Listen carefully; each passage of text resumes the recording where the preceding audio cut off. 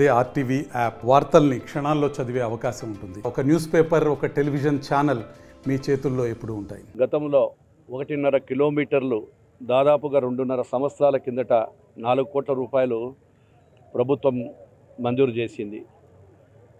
అప్పుడు ఉండేటువంటి అధికారులు కావచ్చు, కాంట్రాక్టర్ నిర్లక్ష్యం కావచ్చు, గత ప్రభుత్వంలో శాసనసభ్యుడి నిర్లక్ష్యం వలన ఈరోజు హడావుడిగా అప్పుడు ముఖ్యమంత్రి గారు వస్తున్నారని, నాటి ముఖ్యమంత్రి గారు వస్తున్నారని చెప్పేసి జగన్మోహన్ రెడ్డి గారి కోసం రాత్రి పగలు లేకుండా నాణ్యత లేని పని చేయడం జరిగింది.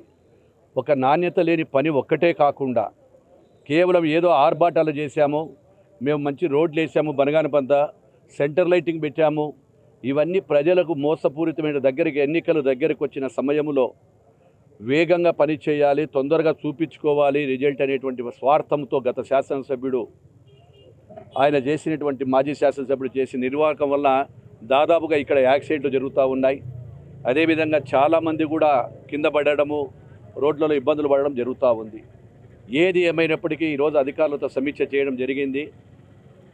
ఇక్కడ నుంచి ఈ రోజు నుంచి 2 నెలల 45 రోజులు కానీ 2 నెలల లోపల ఇంకా 2,40,00,000 రూపాయలతో పని చేయాల్సినటువంటి పనిని అధికారులకు కూడా ఆదేశాలు ఇచ్చి, ఈ పక్కన డ్రైన్లు కూడా ఎక్కడ లేని విధంగా భూమి లోతట్టు ప్రాంతం ఉంది, డ్రైన్ హైట్లో ఉంది.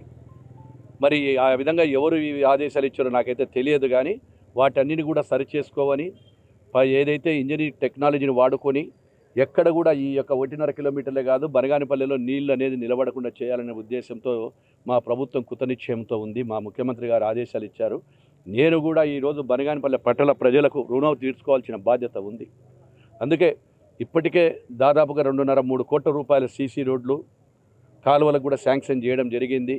దశల వారీగా బనగానపల్లెలో ఎక్కడ కూడా నీరు నిలబడుతుందని కానీ, కాలువలలో ఉండేటువంటి కానీ చేయాలని చెప్పి దృఢ సంకల్పం ఉన్నాం. అదేవిధంగా ప్రజలకు ఒక విజ్ఞప్తి చేస్తూ ఉన్నా, ఎవరైతే మీ చెత్త చెదారం ఉందో అది దయచేసి మీరు ఇండ్ల ముందర కాలువలు కట్టిన తర్వాత కూడా వేయడం వలన ఆ యొక్క కాలువలో ఆ యొక్క ప్లాస్టిక్ కాగితాలు కావచ్చు, మీరు మిగతా పనికిరాని వస్తువులు వేయడం వలన డ్రైన్లన్నీ కూడా ఆగిపోతూ ఉన్నాయి.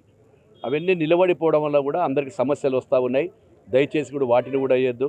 అదేవిధంగా బనగానపల్లెలో ఇంకా ఏవైతే ప్రజల సమస్యలు ఉన్నాయో వాటి అన్నిటిని కూడా త్వరలోనే ఈ యొక్క వార్డుల ప్రకారం తిరిగి ఆ వార్డుల ప్రకారం సమస్యలు కూడా తెలుసుకొని కంప్లీట్ చేస్తామని చెప్పి తెలియజేస్తా ఉన్నా.